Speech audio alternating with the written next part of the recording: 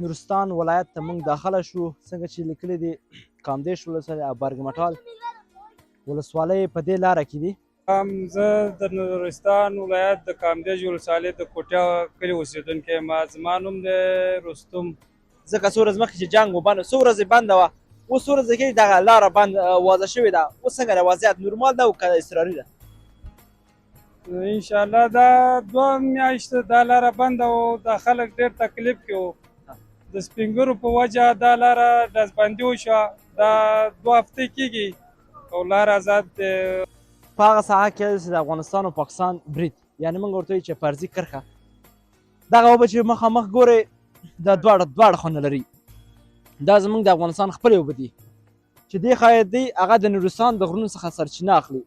دلته غالبا 45 ورځې د پاکستان او د افغانستان ترمنځ سخته جګړه تېره شوله. په همدې ساحه کې جګړه په هر ځای کې وه، خو دلته بیا بیخي ډېره وه په دې خاطر باندې چې دلته د فرضي کرښه سره نږدې ده. راځه چې کوم ځای کې ولاړ یم هغه ډاکټره چې په کامدیش کې وظیفه وه، نو هغه په دغه ځای کې د پاکستاني رژیم د اختر په ورځو کې وویشتل شو. د هغه پوستو څخه د پاکستان د پوستې څخه په دغه منطقه کې وویشتل شوه. بیا لارې بندې وې، بیا نه کېده. بیا دغه د کونړ او نورستان خلکو بیا په دغه غرونو په دغه درو باندې داسې تېر کړي دي په ډېرو سختو شپو ورځو باندې. ځکه چې څنګه معلومات چې موږ ته رارسېدلي دي په دغه لارو بیا هغه یې کونړ هماغه کور ته رسولی دغه جنازه.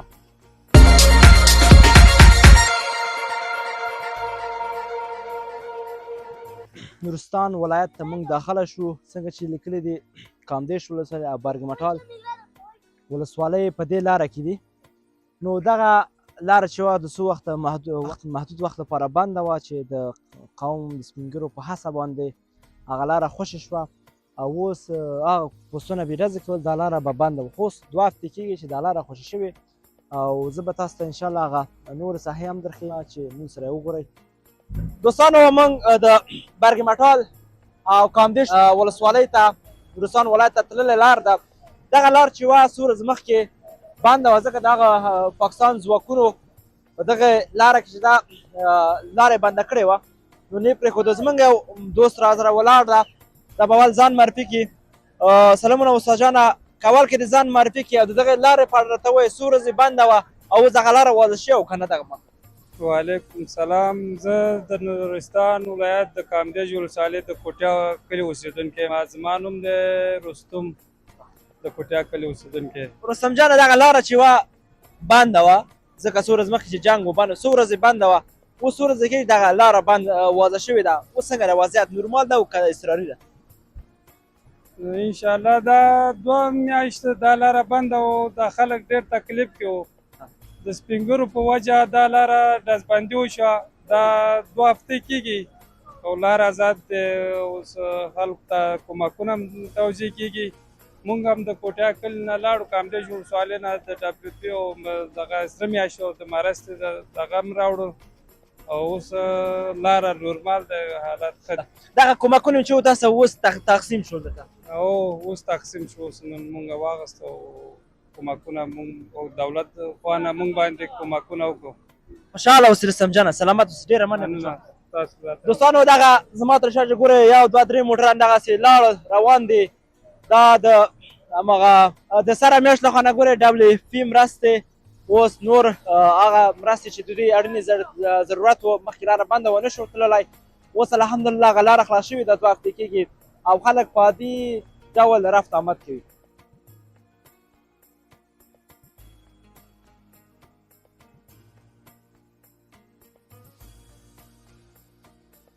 خوړ هغه خوړ ته څه ویل هغه دغه چې دی د ارنوی خوړ ورته وایي. ارنوی د دوکلام او د ارنوی سیمه ده. نو دغه د خوړ نه دې خوا چې دی د پاکستان ساحه ده او دغه خوړ نه هغې خوا چې بیا دی د افغانستان ساحه ده. نو دغه خوړ زمونږ او د هغوی ترمنځ برید بونډري ده، برید دی تر فعلا پورې. دوستانو او څو وخته مخکې دلته یو سیاسره هم شي چې هغه مخکې دلته چې هغه چې دی لږه مخکې ده، هغه به هلته بیا معلومات وخلو. دوستانو دغه کومه ساحه دا د ډیورند فرضي کرښه ده، هغه کرښه ده چې ایون موږ افغانانو پاکستان سره په همدغه کرښه باندې جنګ کوو نو دا یوازې کرښه نه ده، دا د پښتنو د افغانانو په سینه باندې تېر شوی یو خط دی چې موږ یې ګورو چې د لر و بر دغه افغانان سره بیل کړي دي. دغه پاکستان هغه چې ورته وایي بیز ورته وایي، دغه پاکستان اوسني خلک دي چې هغه کورو کې ګوري بیرغونه د پاکستان هم لګېدلي دي په هغه ساحه کې چې د افغانستان او پاکستان برید، یعنې موږ ورته وایو چې فرضي کرښه. دغه اوبه چې مخامخ ګورئ دا دواړه خونه لري، دا زموږ د افغانستان خپلې اوبه دي چې دې ښايي دی هغه د نورستان د غرونو څخه سرچینه اخلي. او بیا د چترال اوبه چې راځي هغه په هغه خړ کې دي، یعنې د تاسو ګورئ زما ښي لاس ته دې لاسه چې دا هغه د نورستان د غرونو څخه اوبه راځي او د چترال اوبه چې هغه ځای نه راځي. او دغه برید چې زموږ افغانستان او د پاکستان تاسو ګورئ هغه لوګو مو خړې اوبه دي، دا خړې اوبه چې دي سره یو ځای کېږي. زموږ د افغانستان اوبه چې دي د نورستان د غرونو څخه سرچینه اخلي. تاسو دا ګورئ دا انځورونه دا پاکې اوبه دي او دغه چې دي د خړې اوبه دا د پاکستان دي، هغه تاسو په انځور کې ګورئ دا د پاکستان مربوط کېږي. او زموږ د کونړ ولایت په هغه ځای کې هستو چې پاکستان رژیم د افغانستان په د کونړ ولایت د ناړۍ ولسوالۍ د بډي کوټ په خلکو باندې بریدونه کړي. زما په څنګ کې زموږ یار دوست امین وردک محمد امین وردک ده او دا به موږ ته معلومات راکړي د دغې فرضي کرښې په اړه که معلومات راکړي، د جنګ په اړه که معلومات راکړي، دغه په اړه موږ ته باندې مهرباني. مننه تاسو نه چې موږ ته وخت راکړو دلته رالی دغه ساحه هم د نږدې نه وڅارله. نو زه به داسې ووایم چې دغه چې وه دلته غالبا ۴۵ ورځې د پاکستان او د افغانستان ترمنځ سخته جګړه تېره شوله په همدې ساحه کې. جګړه په هر ځای کې وه خو دلته بیا بیخي ډېره وه په دې خاطر باندې چې دلته د فرضي کرښه سره نږدې ده او اخوا دېخوا یو ولسونه اوسېږي. خو سخته جګړه وه چې د دې ساحې ټول خلک کډوالۍ ته ژمن شوي او تلي کډوال شوي. نو دا لاره چې ده موږ په کوم ځای کې ولاړ یو دغه لار د دوه ولسوالو د کامدیش او د برګي مټال لاره وه دغه ۴۵ ورځې تړل شوې وه. نو په دغه کې زه به داسې ووایم چې زموږ شاته چې دا کومه ساحه ښکاري دا د پاکستان او دغه د پاکستان ساحه ده او د پاکستان غټې چوڼۍ دي. نو دغلته ډېر غټ وسایل دوی په ځای په ځای کړي وو. نو دغه د دوی د دولتي ځایونه هدف نه و، ټول هدف چې و د شخصي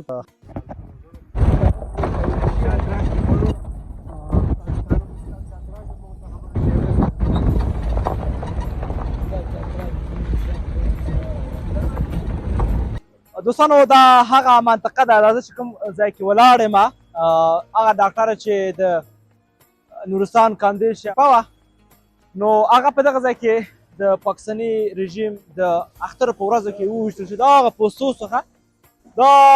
څخه د پاکستان د پوستې څخه په دغه منطقه کې وویشتل شوه. بیا لارې بندې وې، بیا نه کېده. بیا دغه د کونړ او نورستان خلکو بیا په دغه غرونو په دغه درو باندې داسې تېر کړی دی په ډېرو سختو شپو ورځو باندې. ځکه چې څنګه معلومات چې موږ ته را رسېدلي دي په دغه لارو بیا هغه کونړ هماغه کور ته رسولی دغه جنازه.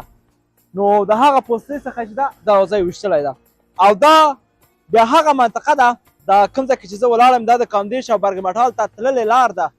نو چې دا بنده وه اوس خوشبختانه خلاصه شوې چې د هغه پوستو څخه هلته ډزې کېدلې او دلته خو موټر خامخا نو چې ډزې کېږي جنګ وسي نو خو دا یوه لاره ده او سیند ده نو چېرته تللی شي. دوستانو موږ سره دغه ځای انځورونه وګورئ او ترې خوند واخلئ.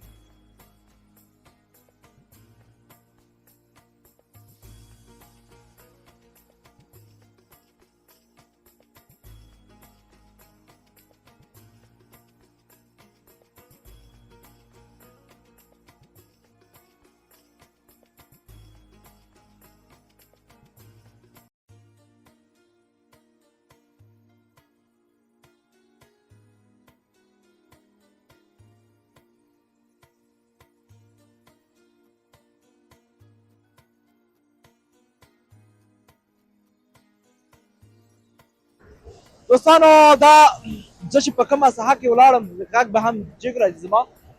دا زموږ د کونړ او نورستان هغه سیند ده، هغه اوبه دي چې په کونړ سیند باندې بهیږي. د چترال هم یو ځای کېږي، همدا سرچشمه اخلي ځي د کونړ په سیند سره یو ځای کېږي، هماغسې ځي پاکستان ته. که چېرته په دغه اوبو باندې یو ښکلی بند چې د کونړ په بند یادېږي جوړ شي. ستاسو په اند د افغانستان په اقتصاد باندې به څومره اغېز وکړي؟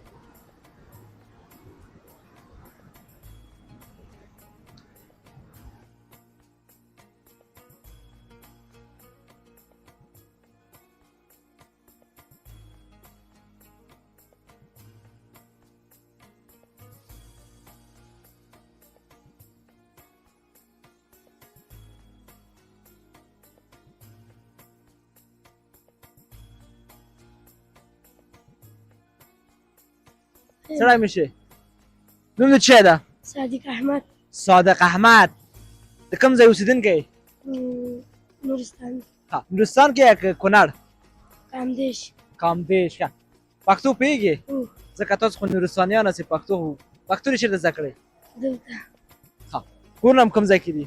دلته دي. جنګ چې وشو د دې جنګ کې خو تاسو ته کوم خسارات ونه رسېدل؟ نه. ها بچ شوې ته؟ هو. ها داسې ان شاء الله اوسې سلامت اوسې.